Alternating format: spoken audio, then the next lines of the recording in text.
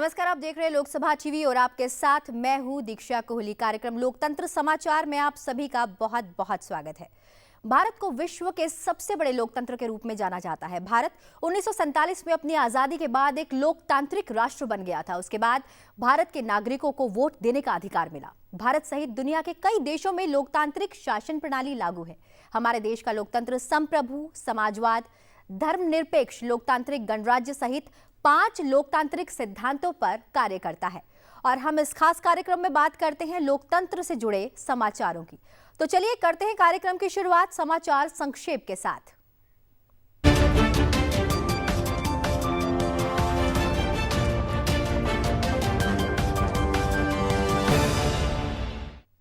समाचार संक्षेप में हम आपको दिखाते हैं राष्ट्रपति, उपराष्ट्रपति, प्रधानमंत्री और लोकसभा अध्यक्ष से जुड़ी हुई हफ्ते भर की गतिविधियां। पेश है एक रिपोर्ट।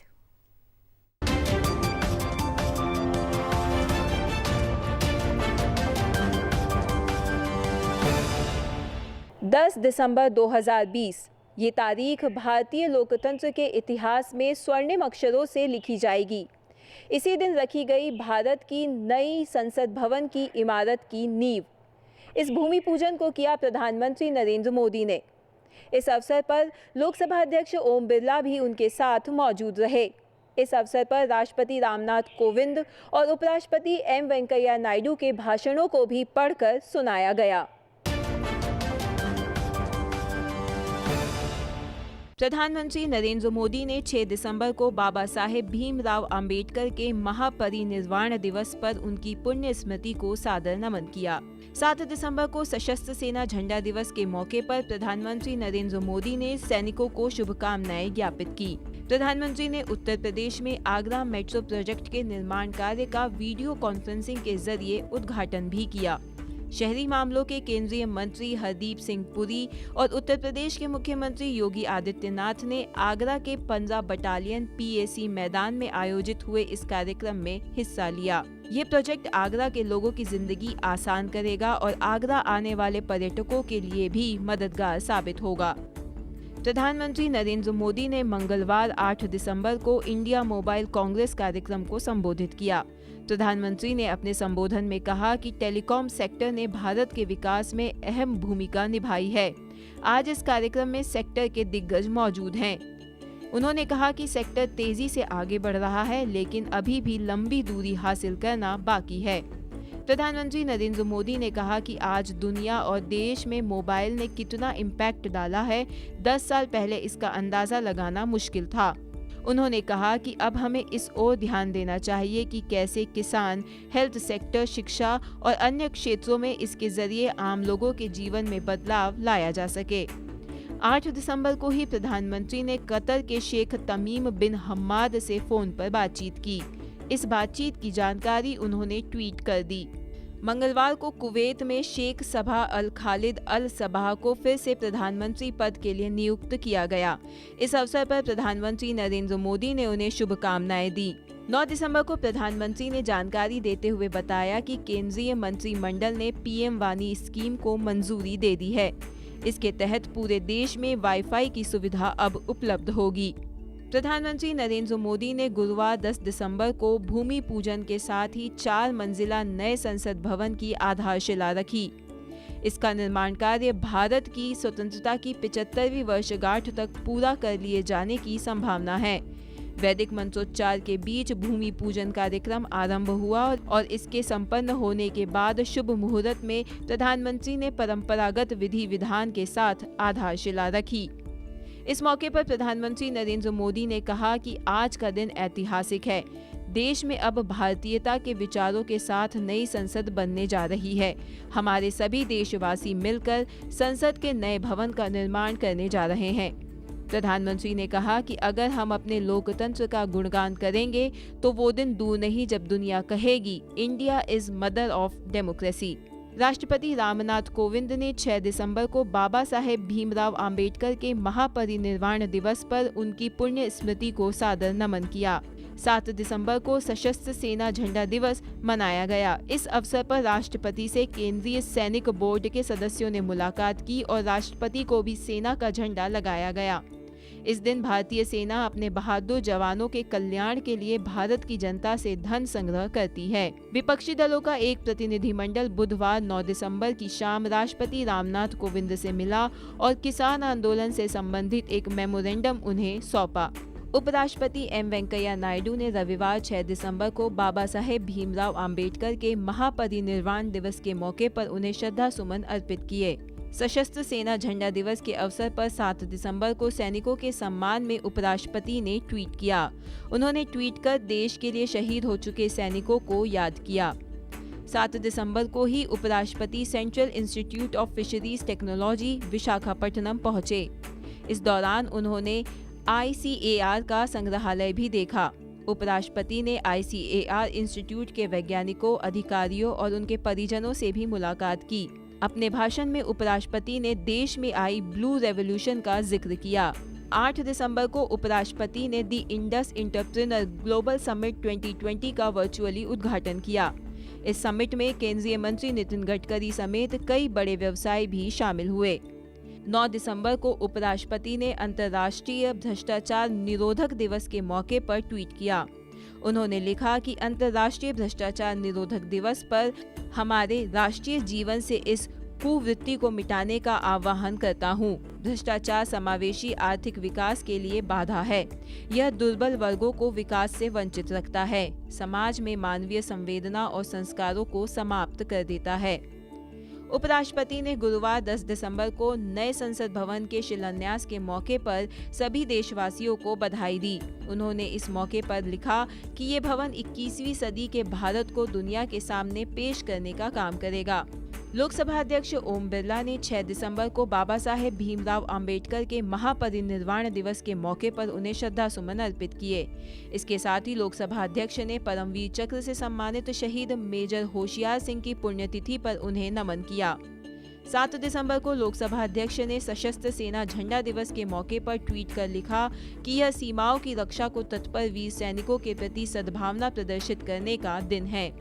10 दिसंबर को लोकसभा अध्यक्ष ने संसद के केंद्रीय कक्ष में भारत के स्वतंत्रता सेनानी भारत रत्न चक्रवर्ती राजगोपालाचारी की जन्म जयंती के अवसर पर पुष्पांजलि अर्पित की। नए संसद भवन के शिलान्यास के अवसर पर 10 दिसंबर को लोकसभा अध्यक्ष ने अपने विचार व्यक्त करते हुए कहा कि मां भारती आपसे प्रार्थना है कि इस पावन भूमि को न्याय, स्वतंत्रता, एकता, पंथ निरपेक्षता, समता, अखंडता, बंधुत्व, विकास और विश्वास के मूल्यों से अभिसिंचित करे। लोकसभा अध्यक्ष ने कहा कि ये हमारे देश के लिए एक ऐतिहासिक और गौरवपूर्ण दिन रहा।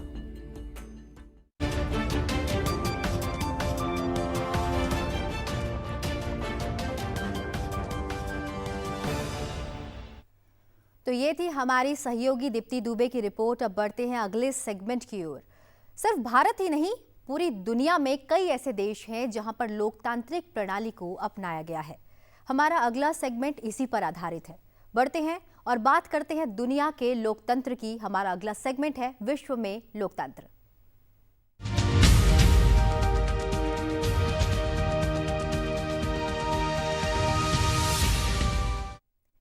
ये पूरी दुनिया जान रही है कि चीन दुनिया की उभरती हुई महाशक्ति है, लेकिन वो तमगा हासिल करने के लिए चीन जो रास्ता अपना रहा है उससे दुनिया के कई मुल्क इत्तेफाक नहीं रखते, खासकर अमेरिका। हर तरह से दुनिया पर छा जाने की चीन की इस ललक पर पुरजोर विरोध करता रहा है। ऐसा इसलिए भी क्योंकि अमेरिका का मानना है कि चीन नई तकनीक और खोज के क्षेत्र में अमेरिका के रहस्यों की चोरी करवाकर विश्व की महाशक्ति बनने की राह पर है। हाल ही में अमेरिका राष्ट्रीय खुफिया निदेशक ने ऐसे ही बयान दिए हैं। पेश है एक रिपोर्ट।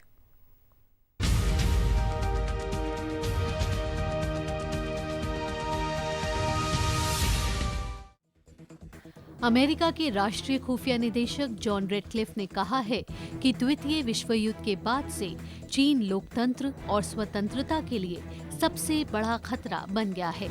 इसके साथ ही रेडक्लिफ के मुताबिक बीजिंग अमेरिका के साथ टकराव की तैयारी कर रहा है। उन्होंने कहा है कि चीन का इरादा आर्थिक, सैन्य और तकनीकी रूप से दुनिया पर हावी होने का है। राष्ट्रीय खुफिया निदेशक जॉन रेडक्लिफ ने समाचार पत्र वॉल स्ट्रीट जर्नल में प्रकाशित अपने एक आलेख में लिखा कि चीन अमेरिकी रहस्य और तकनीक की चोरी कर उनकी नकल कर अपनी शक्ति बढ़ा रहा है और उसके बाद बाजार से अमेरिकी कंपनियों को हटाने का प्रयास कर रहा है। ट्रंप प्रशासन ने चीनी उत्पादों पर शुल्क लगाने और बौद्धिक संपदा की चोरी का आरोप लगाते हुए चीन के खिलाफ सख्त रवैया अपनाया है। रेडक्लिफ ने कहा, खुफिया जानकारी साफ है, बीजिंग अमेरिका और बाकी दुनिया पर आर्थिक, सैन्य और तकनीकी रूप से हावी होने का इरादा रखता है। उन्होंने कहा, चीन की कई प्रमुख सार्वजनिक पहल और प्रमुख कंपनियां चीनी कम्युनिस्ट पार्टी की गतिविधियों के लिए आवरण की एक परत पेश करती हैं। उल्लेखनीय है कि ट्रंप प्रशासन ने हाल में चीन के खिलाफ कई सख्त कदम उठाए हैं। अमेरिका ने चीन की सत्तारूढ़ कम्युनिस्ट पार्टी के सदस्यों के लिए वीजा को सीमित कर दिया है और कई चीनी कंपनियों पर नए प्रतिबंध लगाए हैं। ट्रंप प्रशासन ने चीन को इस वर्ष के शुरू में ह्यूस्टन स्थित अपने वाणिज्य दूतावास को बंद करने का भी आदेश दिया था, क्योंकि आरोप था कि उस मिशन के चीनी राजनयिक अमेरिकी नागरिकों को धमका रहे थे और जासूसी के प्रयास कर रहे थे। अमेरिका के विदेश मंत्री माइक पोम्पियो ने चीन की कम्युनिस्ट पार्टी को हमारे समय के सबसे बड़े खतरे के रूप में परिभाषित किया था। रेडक्लिफ ने लिखा है कि चीन लंबे समय के लिए अमेरिका के साथ टकराव की तैयारी कर रहा है। अमेरिका को भी तैयार रहना चाहिए। नेताओं को खतरे को समझते हुए पार्टी स्तर से ऊपर उठकर काम करना चाहिए। इस संबंध में खुलकर बोलना चाहिए तथा इसके मद्देनजर कार्रवाई करनी चाहिए। उधर बीजिंग में विदेश मंत्रालय की प्रवक्ता हुआ चुनियंग ने इस आलेख को खारिज कर दिया और कहा कि यह चीन की छवि और चीन अमेरिका संबंधों को नुकसान पहुंचाने की उम्मीद में गलत सूचना, राजनीतिक विषाणु और झूठ फैलाने के लिए एक और कदम है। रेडक्लिफ ने कहा कि अन्य देशों को भी चीन से उतनी ही चुनौती का सामना करना पड़ रहा है जितना अमेरिका को। विश्व में लोकतंत्र के बाद बढ़ेंगे अपने अगले सेगमेंट की ओर। बात करेंगे भारत के गांव की, क्योंकि भारत के गांव कई ऐसे कीर्तिमान स्थापित कर रहे हैं जो अपने आप में मिसाल हैं। बात करेंगे भारत के इन तमाम गांवों की हमारे अगले सेगमेंट में, जो है मेरा गांव मेरा देश।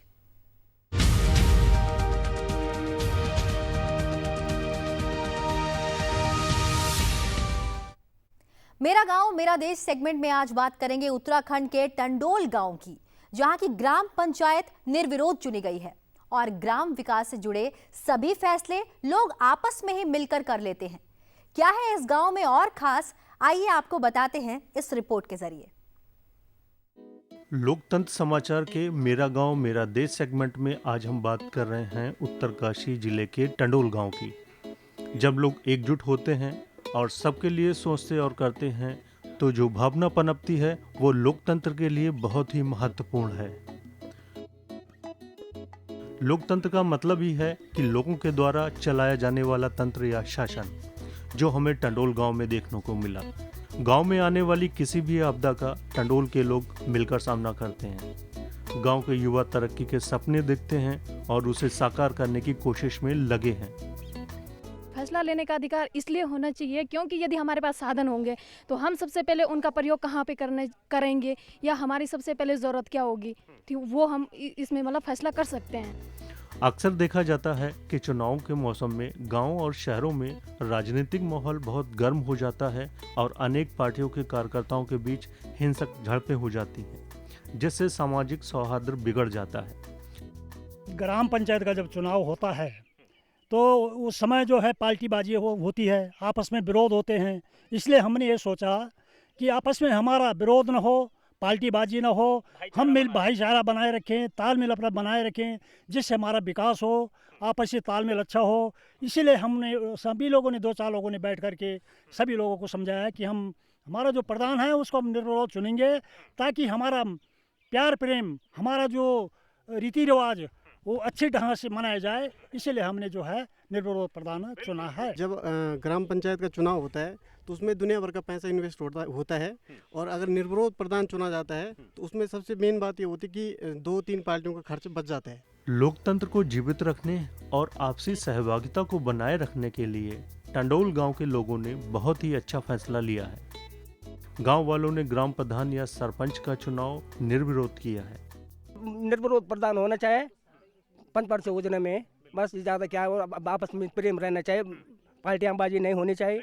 प्रधान जो है निर्विरोध चुना गया, उसी तरह जो है आगे से भी पंचवर्षीय योजना में चुना जाए। इस फैसले ने इनके आपसी प्यार और भाईचारे को जीवित रखा है। हमारा ग्राम प्रधान है जो मनवीर सिंह जी, वो बड़ा अच्छा प्रधान है निर्विरोध, इसलिए हमने सारे ग्राम सभा ने छोटे बड़ों ने जो है उसको चुना है, बड़े प्यार के साथ, बड़े प्रेम के साथ, बड़ी खुशी के साथ। अब टंडोल गांव के लोग आपस में मिल बैठकर गांव के विकास से जुड़े कार्यों में बढ़ चढ़कर हिस्सा लेते हैं। जैसे हमने ये पंचवर्षीय योजना में जो है अपने गांव में महिला प्रधान निर्विरोध बनाई है, आगे भी हम यही कोशिश करेंगे, महिला सीट हो या पुरुष सीट हो या रिजर्व सीट हो, तो हम जो है निर्विरोध प्रधान बनाएंगे, जिससे कि हमारा तालमेल अच्छा बना रहे, भेदभाव न रहे, जातिवाद न रहे। टंडोल जैसे छोटे छोटे गांव एक महत्वपूर्ण इकाई के रूप में काम करते हैं और ये इकाइयां देश को एक मजबूत कड़ी के रूप में बांधे रखते हैं। इससे हमारा लोकतंत्र और भी मजबूत और सशक्त होता है। आपसी सहभागिता की मिसाल पेश करता गांव टंडोल, जिनके लोगों को आप सुन रहे थे, और सच में गांववासी मिलकर गांव की प्रगति पर काम कर रहे हैं, और जब गांव प्रगति करते हैं तो देश प्रगति करता है। फिलहाल लोकतंत्र समाचार में रुक रहे हैं एक छोटे से ब्रेक के लिए। ब्रेक के बाद जब आएंगे तो बात करेंगे लोकतंत्र के नए मंदिर की।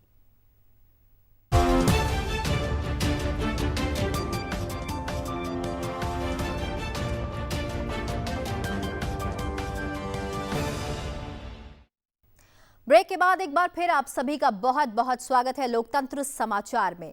अब बढ़ते हैं आज की खास विशेष पेशकश की ओर, अपने अगले सेगमेंट की ओर, जो है लोकतंत्र का नया मंदिर।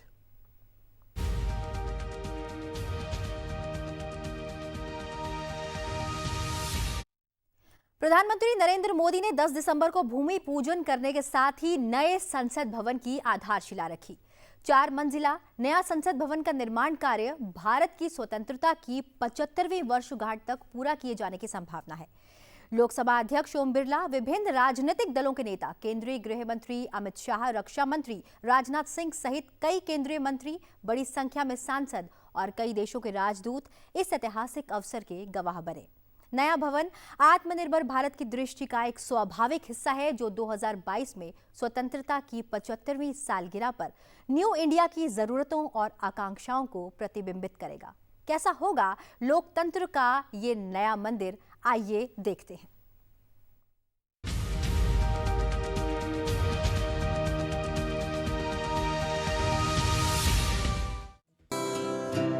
एक जीवंत लोकतंत्र इतिहास से प्रेरणा लेता है, वर्तमान में पुरुषार्थ करता है और इन्हें आधार बनाकर भविष्य का निर्माण करता है।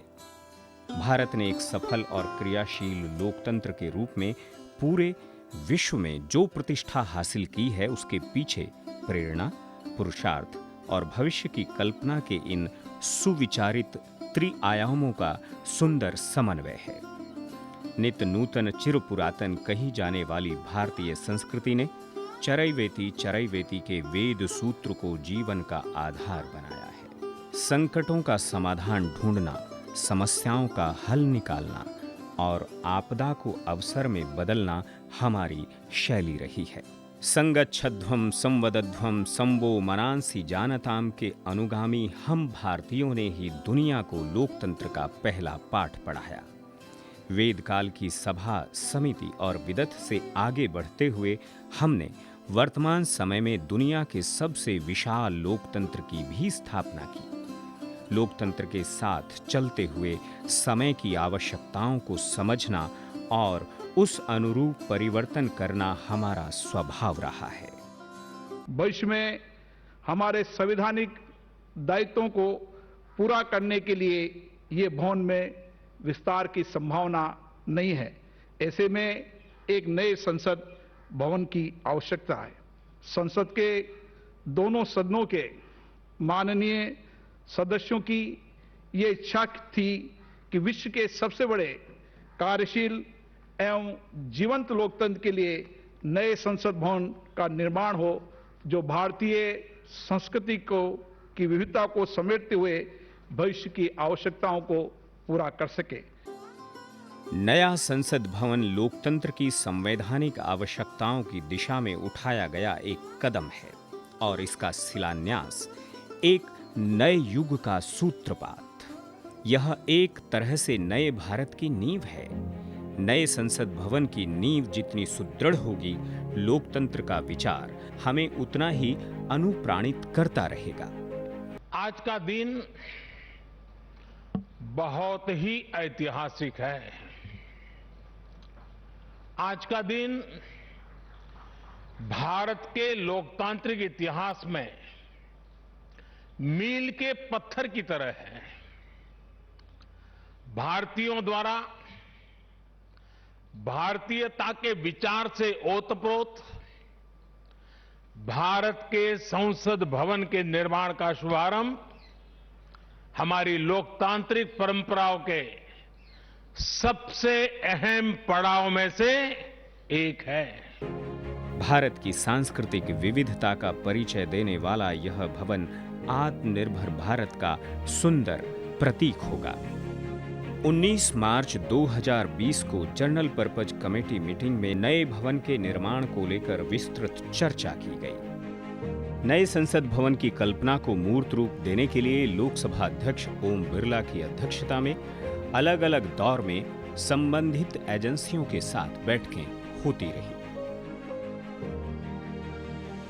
जैसी भव्यता हमारे संसद भवन की है, जैसी दिव्यता इस ऐतिहासिक भवन के साथ जुड़ी है, वो सब वैसा हो नए भवन के निर्माण के साथ यह चुनौती है। इसीलिए पूरा प्रयास किया जा रहा है कि नया भवन अपनी गरिमा के अनुरूप एक आकर्षण लिए हुए हो, लोकतंत्र को और सुदृढ़ करने वाला और भारत की उन्नति का मार्ग प्रशस्त करने वाला हो। नए संसद भवन की योजना में विस्तृत कल्पना और चुनौतियों को विशेष तौर पर ध्यान में रखा गया है। वर्तमान संसद भवन और विश्व के अन्य महत्वपूर्ण भवनों पर विचार कर इसकी डिजाइन तैयार की गई है। वर्ष 2022 में जब देश आजादी की 75वीं वर्षगांठ मना रहा होगा, तब आत्मनिर्भर भारत की मिसाल पेश करेगा भारतीय संसद का यह नया भवन।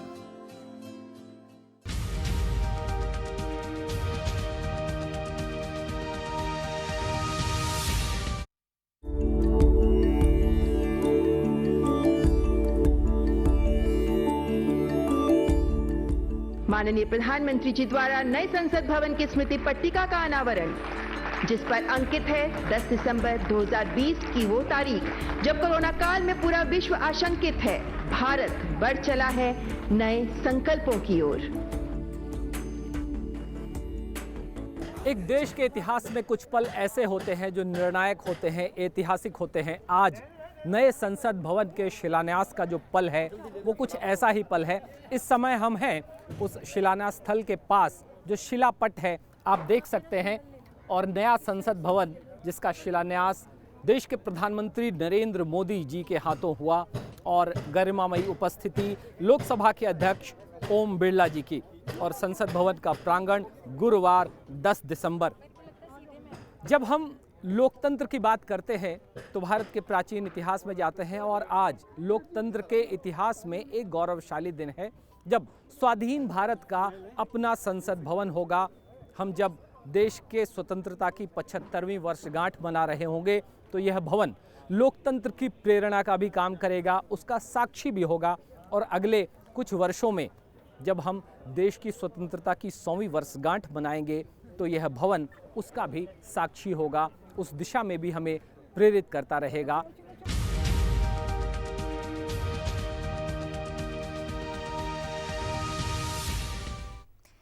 दस दिसंबर 2020 ये तारीख हमेशा हमेशा के लिए भारत के इतिहास में अंकित हो गई है, क्योंकि इस दिन भारत के नए लोकतंत्र के भवन का शिलान्यास हुआ है। जी हां, इस मौके पर प्रधानमंत्री ने कहा है कि यह अवसर भारत के लोकतांत्रिक इतिहास में एक मील का पत्थर है जो भारतीयता के विचार से भरा हुआ है।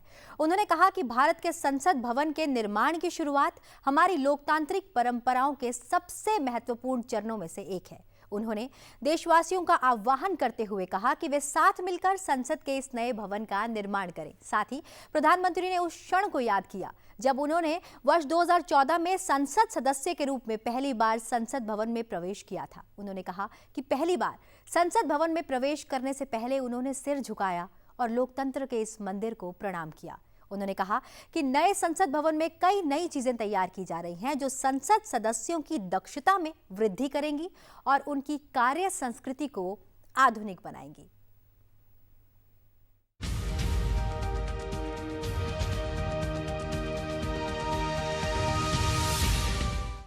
आज का दिन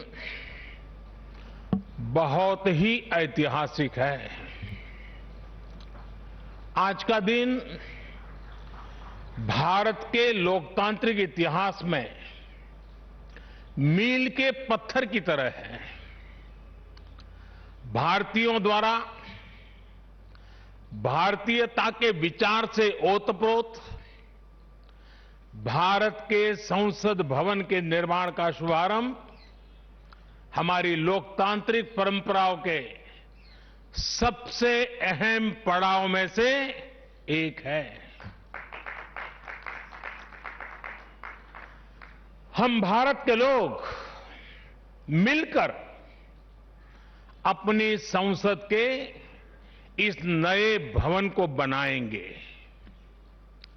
और साथियों, इससे सुंदर क्या होगा, इससे पवित्र क्या होगा जब भारत अपनी आजादी के 75 वर्ष का पर्व मनाए तो उस पर्व की साक्षात प्रेरणा हमारी संसद की नई इमारत बने। आज 130 करोड़ से ज्यादा भारतीयों के लिए बड़े सौभाग्य का दिन है, गर्व का दिन है जब हम इस ऐतिहासिक पल के साक्षी बन रहे हैं। साथियों, नए संसद भवन का निर्माण नूतन और पुरातन के सह अस्तित्व का उदाहरण है। ये समय और जरूरतों के अनुरूप खुद में परिवर्तन लाने का प्रयास है। ये इमारत अब करीब करीब 100 साल की हो रही है। बीते दशकों में इसे तत्कालीन जरूरतों को देखते हुए निरंतर अपग्रेड किया गया। इस प्रक्रिया में कितनी ही बार दीवारों को तोड़ा गया है, कभी नया साउंड सिस्टम, कभी फायर सेफ्टी सिस्टम, कभी आईटी सिस्टम। लोकसभा में बैठने की जगह बढ़ाने के लिए तो दीवारों को भी हटाया गया। इतना कुछ होने के बाद संसद का ये भवन अब विश्राम मांग रहा है। ऐसे में ये हम सभी का दायित्व बनता है कि 21वीं सदी के भारत को अब एक नया संसद भवन मिले। इसी दिशा में आज ये शुभारंभ हो रहा है और इसलिए आज जब हम एक नए संसद भवन का निर्माण कार्य शुरू कर रहे हैं तो वर्तमान संसद परिषद के जीवन में नए वर्ष भी जोड़ रहे हैं। साथियों, नए संसद भवन में ऐसी अनेक नई चीजें की जा रही हैं जिससे सांसदों की एफिशिएंसी बढ़ेगी, उनके वर्क कल्चर में आधुनिक तौर तरीके आएंगे, पुराने संसद भवन ने स्वतंत्रता के बाद के भारत को दिशा दी, तो नया भवन आत्मनिर्भर भारत के निर्माण का गवाह बनेगा। पुराने संसद भवन में देश की आवश्यकताओं की पूर्ति के लिए काम हुआ, तो नए भवन में 21वीं सदी के भारत की आकांक्षाएं पूरी की जाएगी। देश के लोग, आने वाली पीढ़ियां नए भवन को देखकर गर्व करेगी कि ये स्वतंत्र भारत में बना है। आजादी के 75 वर्ष का स्मरण करते हुए इसका निर्माण हुआ है। साथियों, संसद भवन की शक्ति का स्रोत, उसकी ऊर्जा का स्रोत हमारा लोकतंत्र है। इस मंदिर की प्राण प्रतिष्ठा करेंगे, इसमें चुनकर आने वाले जनप्रतिनिधि, उनका समर्पण, उनका सेवा भाव इस मंदिर की प्राण प्रतिष्ठा करेगा।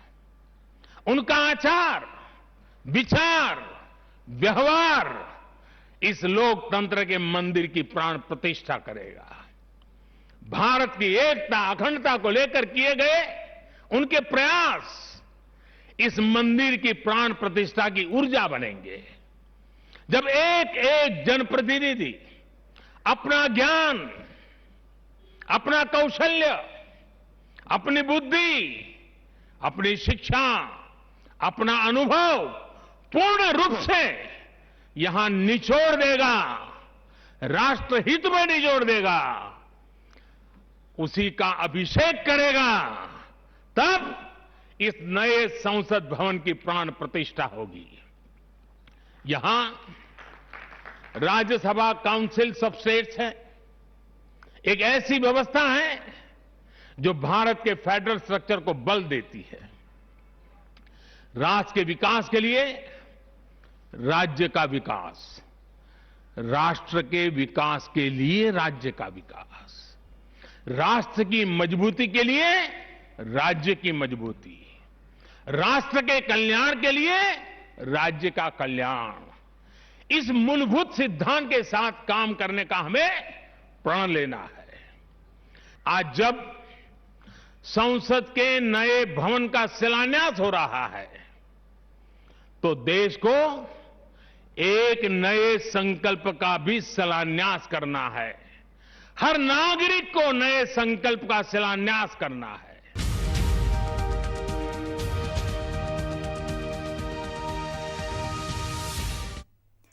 आप सुन रहे थे शिलान्यास कार्यक्रम में दिया गया प्रधानमंत्री नरेंद्र मोदी का संबोधन, जिसमें उन्होंने कहा कि ये दिन 130 करोड़ भारतवासियों के लिए गौरव का दिन है। वहीं इस खास मौके पर लोकसभा अध्यक्ष ने कहा कि नया संसद भवन सभी प्रांतों की उत्कृष्ट कला, संस्कृति और विविधता से परिपूर्ण होगा और सभी देशवासियों के लिए प्रेरणा का केंद्र भी होगा। इस अवसर पर आवास एवं शहरी कार्य मंत्री हरदीप सिंह पुरी ने भी कहा कि ये सिर्फ भारत के लोकतंत्र के लिए नहीं, विश्व में लोकतंत्र की परंपरा के लिए बड़ा दिवस माना जाएगा। बहरहाल क्या कुछ कहा माननीय लोकसभा अध्यक्ष ने, आइए आपको सुनाते हैं।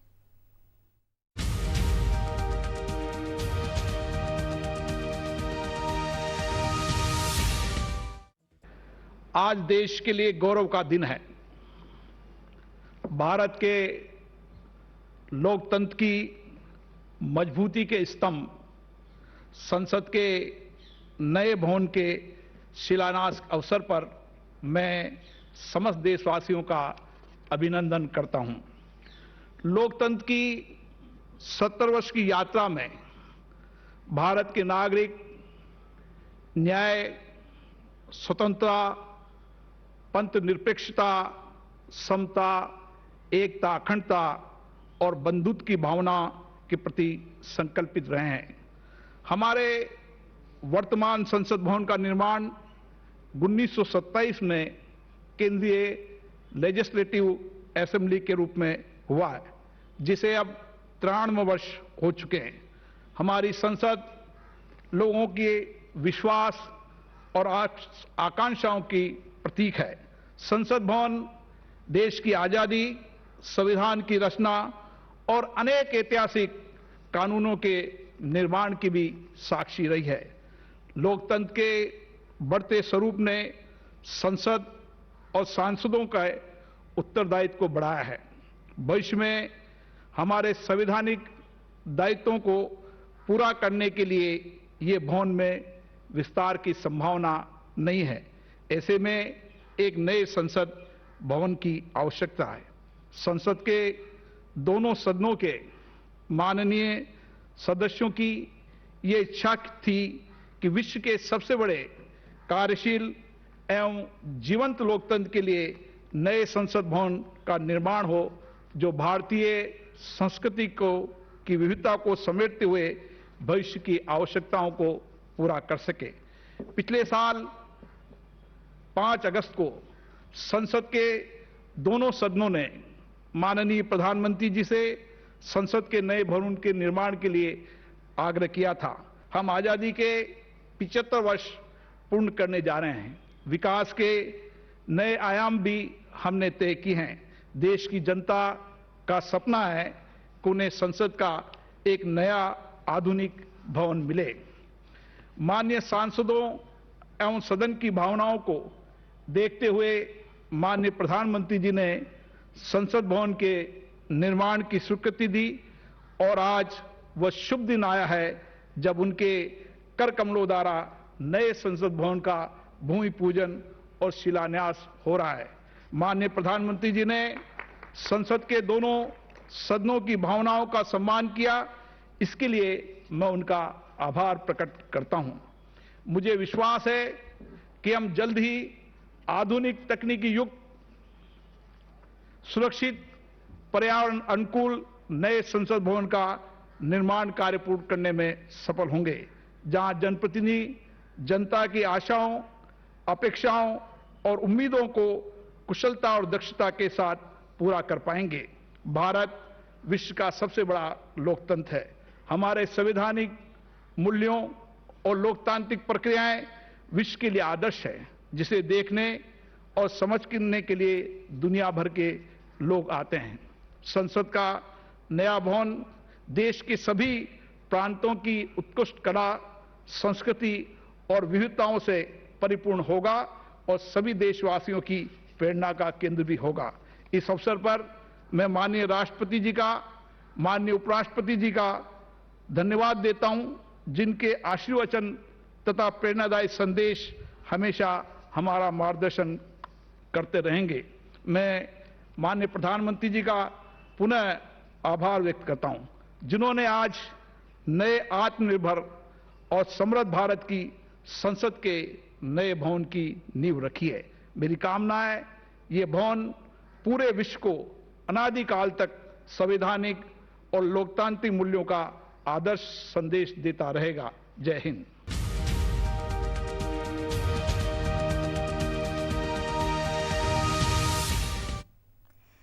तो आपने सुना माननीय लोकसभा अध्यक्ष को। बहरहाल वर्ष 2022 तक, यानी कि देश की 75वीं स्वतंत्रता की वर्षगांठ तक आत्मनिर्भर भारत के अग्रदूत के रूप में लोकतंत्र का ये नया मंदिर जाहिर सी बात है भारत की आकांक्षाओं को पूरा करेगा।